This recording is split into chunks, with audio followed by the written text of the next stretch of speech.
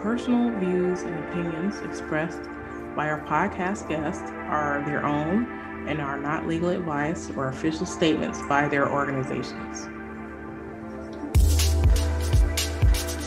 Hello, my name is Debbie Reynolds, and this is the Data Diva Talks Privacy podcast, where we discuss data privacy issues with industry leaders around the world with information that businesses need to know now. Today, I have a special guest on the show. I have Jon von Techzner, who is the CEO of Vivaldi Technologies. Vivaldi is a internet browser, and actually, I was happy to see that Wired had written a very complimentary article recently about Vivaldi, saying, let's see, what was the title of the article? I have it right here.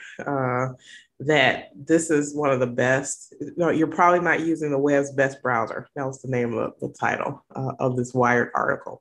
So Jon, you've had an illustrious career in not only browsing, but just the internet. So I would love to talk with you about, how the internet has evolved over the years and sort of your work. You're also the founder of Opera, the Opera browser, I think in like 1996, 1995. And so that was around the time that I was getting involved in the internet. So I remember what it was like back then, where people couldn't find things, or you really needed the exact address of where you want to go before you could actually locate things on the web. And so, I saw browsing back then as more of an innocent exercise where you'd be able to find, it would be a helper to help you find things. But browsing has evolved over the years and has created companies creating more stickiness to, web browsing have taken advantage of it, good and bad, right? So now we have things like, cookies and surveillance, advertising, and things like that. So I would love for you to, introduce yourself and also just give us more of a background of your journey in kind of, the age of the internet age, basically. Sure. Pleased to be here, Debbie, and good chatting with you. So I started working with the web all the way back in 1992. This is kind of very early times, and we were setting up the first Norwegian web server, actually one of the first 100 in the world. So we were quite early, and so I've been there on the web from the very, very, very beginning. Initially, we were doing things like just starting pages. We made something for the company where I was working, Telenor Research, which I think today would be called an intranet, but the concept didn't exist at the time. We were making some search solutions. I made some tools to translate documents into web. So if you're using FrameMaker, which was a popular tool at the time for writing scientific documents, you could translate that to HTML. And then we decided to make a browser inside the research lab, and then we were allowed to take that out. So I've been basically doing browsers most of my life, feels like, and thoroughly enjoyed it from the very beginning. Yeah, I think, browsers have become so ubiquitous. Some people now think that a browser is the internet, which it isn't, right? It's it's a way to help you find things on the internet. Talk to me about the transition from, well, first of all, the internet was initially made to help people communicate, right? Share information. And it was really meant initially to be, open, right? Open so that everyone can be on it, everyone can do different things. And then over the years, it's transitioned to a lot of different things that we probably didn't anticipate. So we're, now we have things like surveillance, we have advertising, cookies, things that can do profiling, fingerprinting for people. So what happened? How do we get here?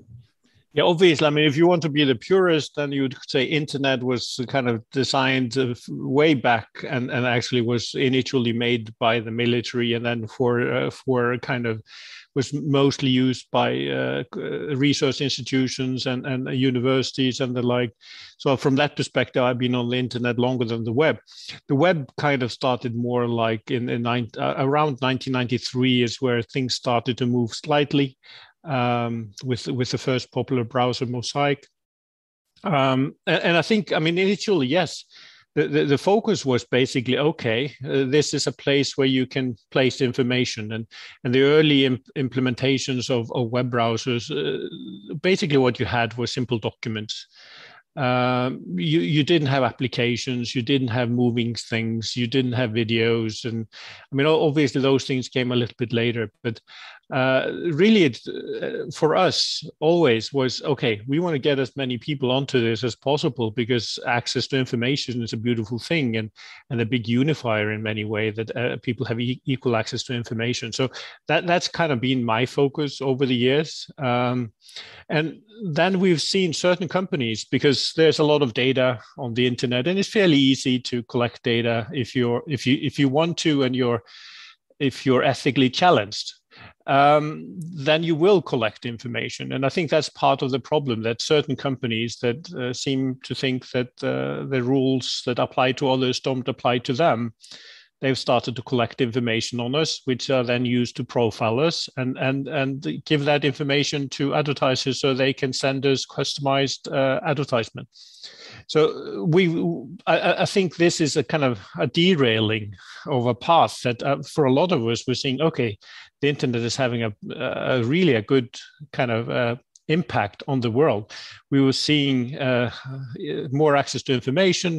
We're seeing progress in the world. And I think for a lot of us, we've seen progress in the world in a positive way overall for a long time. And then about 10 years ago, certain companies decided to start collecting information which they had access to, which they should have kept kind of private. And they started building profiles on us. And I mean, this is about what we do on the internet, which pages we visit, what content we view, how long we are viewing certain content on a page based on our scrolling position, potentially information about kind of what we click, location information, including location information inside buildings, potentially what we are close to inside buildings, what we then end up purchasing, which they then get from the banks, et cetera, et cetera. I mean, it seems to be that basically if the information is there, then it's okay to use it. And for me, this is extremely foreign. From the very beginning, when I was starting to work on the internet, the idea that if you had information on your customers, one, you should keep it very kind of private. You shouldn't really share it with anyone else. Because, I mean, if you are, for example, if you are providing email services, you will have, through providing those services, you might have access to some emails or the like from your customers, but you shouldn't go in and read them, right? And you shouldn't be scanning them to find out where they're going so you can show them ads if they're planning a trip on a vacation. I mean, there are just certain boundaries that have been broken. And the worst case scenario of that is then being used for political purposes or inflation campaigns. And so all of this, I still think the internet is a beautiful thing, but I think we need to stop the bad stuff from happening. We need to stop the collection of information, and we need to reverse course on the kinds of advertisement that we are seeing on the internet. Yeah, I agree with that.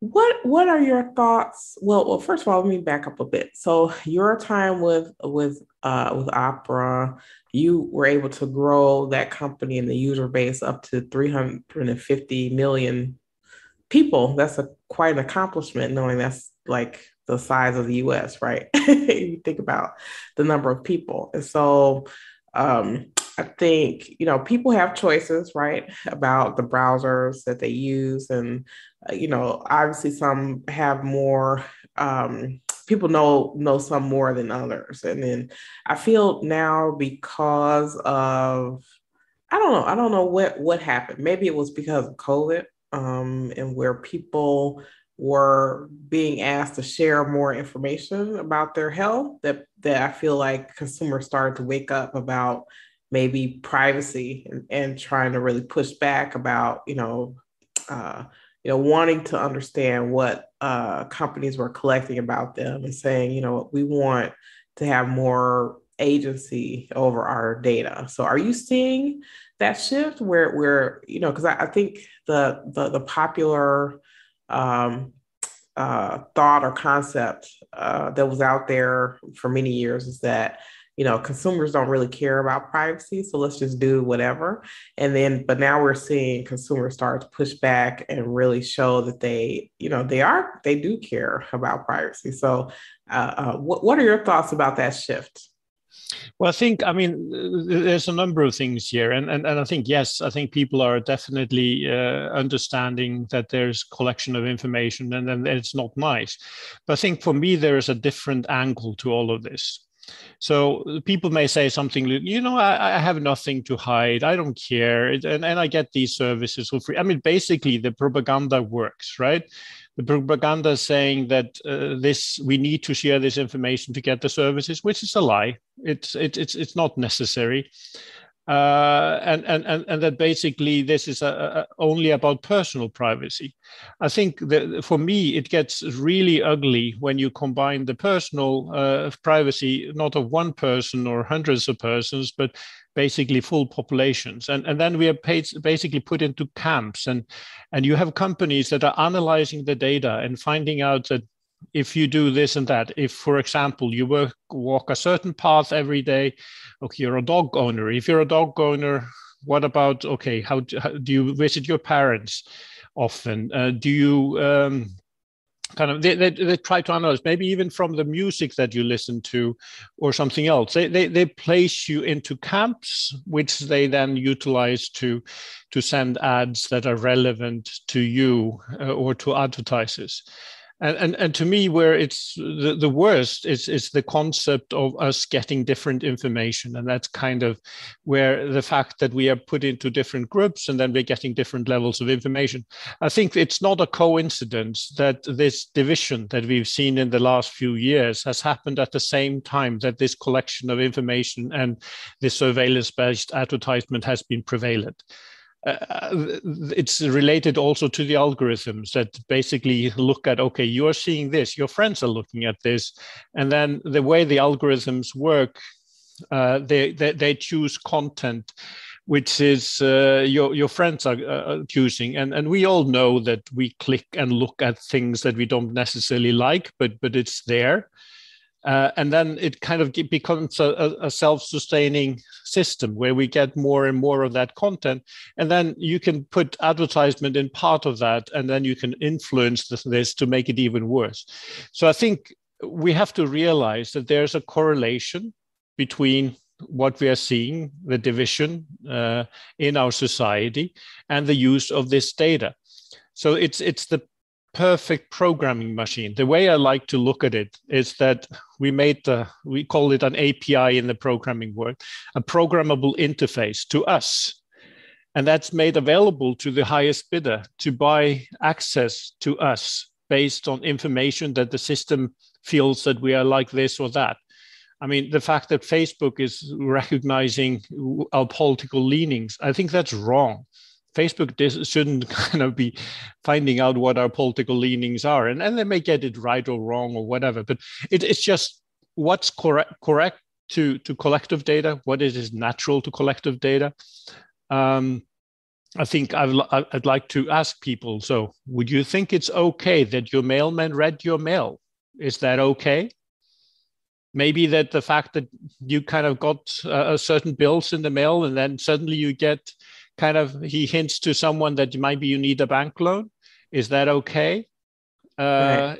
Is it okay that they listen to your phone calls? That the phone company would listen to your phone calls? Right. I mean, is it okay if someone comes and does your cleaning or washes your, I mean, or kind of is painting your walls or something? You get someone working in your house for some reason.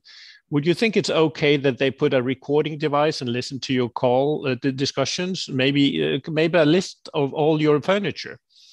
I mean, technically speaking, if this was the digital world, this would all be easy to do. And sadly, this is what is happening in a lot of cases. And to me, this is just wrong. I think these companies, they're basically telling themselves no one cares. Mhm. And then they try to convince everyone else that no one cares. And they try to convince themselves that no one cares. Uh, but I think we do, and I think they Yeah. should. Yeah. So let's talk a little bit about, well, first of all, I want to talk about inference and then I want to talk about consent, right? So, so one of the things that troubles me is how extraordinarily dangerous inference can be. So based on the information that is collected about individuals, inferences are being made, and as a result of those inferences, decisions may be made about people. So it's not just advertising. So maybe, maybe something, like your example, someone goes to take a walk for a certain time of day and they say this person is a dog walker, and maybe I'm going to give them coupons for, dog things or whatever. So that to me in advertising, even though it definitely has a creepy factor, that's different than someone saying, well, we think because this past someone walks, they walk in a neighborhood that has high crime, and then we think that this person is a criminal, and then I'm gonna deny them employment or some other opportunity because this inference is there. And we don't know whether it's true or not, but we want to, like, lower our risk, and we're going to sell it to like an insurance company or an employer. What are your thoughts about that? Yeah, I think, I mean, it is really dangerous, and I've seen companies that are looking at ways to look at your data that they have access to one way or another, and try to make infer kind of how kind the person you would be working for them. And I think that can be dangerous. I mean, depending on maybe what music you listen to, and like you say, other patterns that you might have. I think that's a dangerous thing to do. I think it will be quite often wrong. And I also think it's kind of belittling us. It's making us smaller. We are just people, numbers, kind of inside groups. It's not treating us as the individuals that we are. And I think there's something seriously wrong with that as well. Yeah. So let's talk about consent. So consent concerns me a lot because people can consent to things that are not in their best interests, and then the value exchange between the value that I get as an individual and the value that the company gets is asymmetrical. So, companies can get more value from me than I can get from them. And then if I'm consenting, especially if I'm not 100% clear on what I'm consenting to, that could create trouble for me or problems for me down the line. What are your thoughts just about consent in general and the kind of transparency around it? Yeah, I think, I mean, this is a significant problem. And then we've seen this with GDPR, with the idea of the cookie dialogues asking people about consent. Are you okay? It's similar if you're installing an operating system. Are you okay with them kind of tracking you? And they're like, in reality, quite often you don't really have much of a choice. It's kind of like, okay, take it or leave it. You want this operating system? That means we track you. I think there's certain things you shouldn't be allowed to ask for. I don't think you should be allowed to ask for the right to surveil your customers. I think it's insulting to your customers, and and there is no reason that because you're providing some kind of service that should give you information about the customers that are using your service. I mean, that doesn't mean that you can't do things in aggregate for us. I mean, as an example of this, okay, your data when you're driving could be useful for a mapping service, so it can provide the best routes. That's useful. That doesn't mean that that information needs to be collected on you specifically over time or on certain groups as well. So it's just a question of, there will be a lot of data. The question is, are you allowed to use that data for other purposes than providing the service? And to me, the answer to that question is no, you shouldn't be allowed to use the data for other things, and particularly not for building profiles on your users, because it's wrong. Right, right. So, what are your thoughts? You know, you mentioned GDPR, and actually, this is about the e-privacy directive. What are your thoughts about sort of the cookie cases that are happening in Europe right now? So, I think, I guess for me, I feel like just focusing on cookies isn't sufficient, right? Because there are other ways to achieve the same type of tracking or surveillance that don't require cookies. So if we're focused too heavily on cookies, we're not really looking at the bigger issue. Yeah, I mean, you can collect data in very many different ways. And clearly you can, I mean, you have companies that have access to most sites. So you have things, well, obviously there was the Google Flock case. That is an interesting one. So the concept that instead of collecting the data on the servers, you will collect this data on the computer, which will collect even more data on you, but store it on the machine and then send it to sites when you visit them. So it's a different way of doing it. It's a different technology. It's coming then, instead of using cookies, it's all collected on the computers, which the end result of that is giving Google more unique rights to the information on you. So it's not really solving the problem. Maybe in some ways, it's just giving a priority to one company. I mean, again, in my view, none of us should be collecting this level of information. None of us should be building profiles on our customers. And it doesn't matter where it happens, whether it's using this technology or that technology. Some of us will have access to a lot of information on our customers, and we should kind of treat that the data with the biggest care and make sure no one gets access to it, and we shouldn't misuse it in any shape or form, because it's not our data, and I don't really think it should be ours to buy. It's just one of those things. It feels wrong to ask for this. This is, you don't ask people for private information and think that's okay. And is something that you can just collect. I just think it's wrong, and it's one of those questions you shouldn't be allowed to ask even.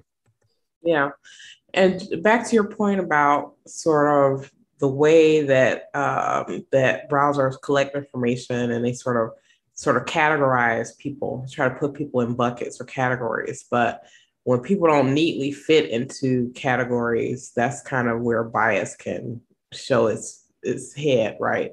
Where you make an assumption about someone that doesn't really fit, and then there may be adverse actions taken against that person as a result of that. Yeah, I mean, it's clearly you can land in the wrong groups, but also it's a question of, should we be grouping people in this way? Should we be treating people differently based on some information? It feels wrong in this time and age that we have those concepts. And I think, I mean, it's problematic then when you have a situation where political campaigns may be sending out tens of thousands of different ads to people every single day, with those changing on a daily basis. Where's the accountability? Where's the question of, okay, do you have one message, or do you have 10,000 different messages to people? What is the message? Why should we be voting for you? There's a lot of things like this, which I think is really unfortunate. And I think the easiest way to reverse that is basically say that you can't be collecting people this way. So if you're advertising, then you're advertising in a way that it is seen by all the public in a region and the like. So it's not kind of this very related to a certain group of people. I mean, I don't see ads as something that we should get rid of in general. I think, I mean, there's a lot of good things that are funded through ads. The internet was actually funded through ads in the beginning. But the difference was that the ads were the same kind that we were used to from other publications. So you would see relevant ads to the articles that you were reading or to the magazines you were reading. So you go to a tech site, you would see tech ads instead of what we've been seeing now, where you happen to go to a site and now you see ads relating to products on that site for the next 2 weeks, wherever you go. Not really useful. And yeah, I mean, again, I'm rambling a little bit on these things, but I think the whole system is so broken. We had a working system. Certain companies, they wanted to make even more money, and they broke the system, and they need to reverse their actions. So tell me a bit about why you decided to create a Vivaldi browser and how that relates to people managing data privacy. Well, I mean, for me, actually, it is in some ways it's a continuation of what we are doing at Opera during my time there. I mean, Opera has gone in a different direction since I left. But the concept of adapting to the needs of users, right? So at Opera, that meant from the very beginning, adapting to the needs of, I mean, first it was a question of disabilities, and just the concept of that we are all created kind of equal but different. So we have different needs and different wants, and it's natural for us to adapt to those needs. And it's not a question of the majority. I mean, you have these telemetrics that is being done by our competitors where they find out what most people want, and that's the thing that they do. Well, in our case, we think the lonely voice is also, I mean, they should be listened to, and listening to every user and not just some minority rule. Minority rule is not a good thing if it kind of if it presses on others. We did things then to adapt to lower kind of cheaper hardware and the like, and then we did for mobile phones that it could run on just about any mobile phone, so you could browse with limited phones in Africa and India and the like. And I mean, we took a lot of markets here in those places. And in many ways, so Vivaldi, the concept of what we're doing at Vivaldi is a similar one. It's adapting to the needs of the individuals. So we have a lot of flexibility in the browser. And as part of that, because we are thinking about what is best for the user, we're also putting in things like tracker blockers, ad blockers, and also just the fact that we are not engaging in collection of information. I mean, I think in a lot of ways you would take that for granted, but I think it's kind of turned around in this world of ours where it's almost that people take for granted that you are collecting information. And if you are saying you're not collecting information, you're probably lying about it. So that's a sad situation as it is. So for us, we think this is, it's important to do the right thing. We see our users as our friends. And from that perspective, we shouldn't spy on our friends and we should try to keep them safe. Yeah. And what are your thoughts? What are you seeing about how technology, if at all, is responding to these regulations like the GDPR and different things related to kind of consumer or human privacy rights? Well, I think, I mean, companies are striving to comply in general. I think there are exceptions. Some of these big companies are trying to get around kind of the rules. But I think personally, and I think a number of us agree on this, and we did send in letters to that effect, both to the EU and to the US government, that we think this isn't going far enough. We just think that kind of saying okay to a dialogue isn't the solution. We need to ban the collection of data and the use of data in this way, the surveillance-based advertisements. We need to stop putting us into groups of people and providing ways to address those different groups. I think it's a dangerous thing, and that's what we would like to see regulated. And I don't think there's really, obviously it's helpful if people kind of vote with their feet and they go use us or some of the other companies that are taking the same stance as we are doing. But in reality, sadly, at this time, most people are using products from these companies that are collecting data, companies like Google and Facebook and Microsoft and the like. And I think regulation is needed. And I think maybe it will help those companies do the right thing. Some of them are asking for regulation, but on the other hand, they're lobbying for the regulations to be in such a way that they're still allowed to do what they're doing. But then they can say they follow the regulation. But in reality, they're still doing the damage. So, in terms of, uh, I guess not just regulation, let's talk a bit about ethics, right? So, unfortunately, not all laws are ethical. And we know that there's kind of an ethics gap there somewhere. So, how do you think? I don't know. I don't even know if we can bridge the gap, but I am seeing people and things like AI and ethics and things like that who are giving voice to, some of the things that you're saying, even if some of these things are not against the law, they are wrong and maybe they shouldn't be done. So what is your thought about companies kind of embracing or looking at ethics that is kind of beyond what the law says? Well, I mean, this is what that's what I believe companies should be doing. I mean, we should all be trying to think about, okay, are we contributing to society in a possible way, in a positive way? Are we doing the right things? Are we kind of going through the boundaries of what's right to do or even close to them? And sometimes you just make a choice that, okay, it might be legal to do this thing, but it's the wrong thing to do. And I think in most companies, I'd like to believe, think that way. Most of the smaller companies, they'd like to do the right thing. They want to be good citizens. And I think in some of these larger corporations, something strange happens. They are maybe under pressure and they're looking at, okay, the other guys are starting to do this. Well, if the other guys are doing it, then it's okay. I mean, I'm trying to think how they come to the conclusion that collecting information on their customers and putting them into groups and making it available to anyone that wants to buy access to them, even for political purposes, why that should be okay.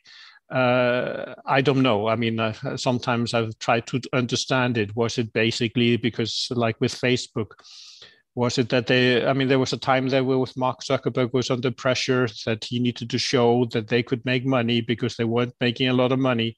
Did he then make the wrong decision? Is that how it happened? I don't know. I'm not in his brain. And there's obviously those that say, okay, this is just how it was planned from the very beginning. It's basically you build something for free, and then it kind of, when people get used to it, then you start to do things that are not okay. But I don't know. It's all from that perspective. It's speculation. I think the main thing now, we have companies that are doing things they know they shouldn't be doing, and I think it's maybe difficult for them to get back on the straight and narrow, and we need to help them. And hopefully, these companies can be kind of brought onto the straight and narrow and be good citizens again. Yeah. What are your thoughts about regulations that are trying to um, rein in third-party data sharing? So I give data to one company and then the company gives it to someone else. They're trying to create more transparency, at least to get the consent of the individual in some cases for that data transfer to occur, and then having more visibility with who those third-party companies are. Do you think that would be an effective thing? No. I don't. I mean, well, I think if you go back in time, right, then the concept of sharing data was you wouldn't do that, right? And I think in a way, in particular, you may have a company that's contributing to your services. I mean, this could be Google, for example, with Google Analytics. The fact that you get a piece of software from Google to Google Analytics doesn't mean that Google should be able to use that data for other purposes. I mean, analytics on a page with from a company is in itself probably not that problematic in many ways. And sometimes you actually would like to see that they recognize you as a person, and they're like, so if you purchase something, they will know that you purchased it, and they're like, and as long as that's what it's being used for you to help you when you get into the site, that's one thing. When they then share it with other companies and they start to use that to show you things that you don't want, then it gets really murky and ugly. And so obviously, keeping the data limited, that is helpful. But again, the concept thing, concept, words. But basically, it shouldn't be a question of just, okay, if you get an okay from the users, then everything is okay. And I mean, most of us, we just click the thing. Okay, there's a dialogue, we click it. We don't really have much choice. I mean, it's kind of like going to the bank and the bank asks you to sign this paper, which is 20 pages or whatever. I mean, it's not like you can say, I didn't like that sentence on page 15. Could you please change it for me? It basically say, no. Okay, you go find yourself another bank. And you'll find that the other bank actually has a similar or the same clause. The position of power is clearly with those companies. You don't really have, as a user, have a choice. And even if you had a choice, I just think it's wrong. They're just, again, they shouldn't be sharing the data in this way. Shouldn't happen. Yeah. So what would be your wish for data privacy in the future, whether it be with law, technology, people, anything, anywhere in the world? I mean, we need laws on this. And I think in particular, we need them in the US and Europe. I think that will help because a lot of the companies are in US and Europe. And then we need to basically have any companies that are on the internet to be following certain rules and regulations on what you're allowed to do with data and the like. And I think it should be very limited. I mean, you may have a lot of data on your consumers because you're providing certain services. I think that comes with the territory in some case, but that doesn't mean that you can use it to build profiles. You can't share it with others. So I think it's a question like that. And I mean, sharing it with others for creating profiles. Again, there may be situations where you're using software, you're using services and the like. But again, it's a question of, does that give that other service access to the data so they can use it for other purposes? And the answer is no. Obviously, you need companies to be able to work together, and we shouldn't be getting in the way of that. But again, ownership to the data is basically the users. And data shouldn't be misused in any shape or form. I think that's basically the important thing here, and that you shouldn't be able to ask for permission. It's not right. Yeah, and also I think we're starting to see, because people are caring more about, or showing that they're caring more about privacy, that privacy can be profitable for companies. So if you help consumers protect themselves, they will want to use your products. Right. Yeah, I mean, people care about that. So yes, we are seeing that people are caring about privacy. I think the issue that we have in particular is that the big companies, you can't really get away from them, right? I mean, are you not going to use a mobile phone? Okay. Not want to use a smartphone. You don't want to use a PC.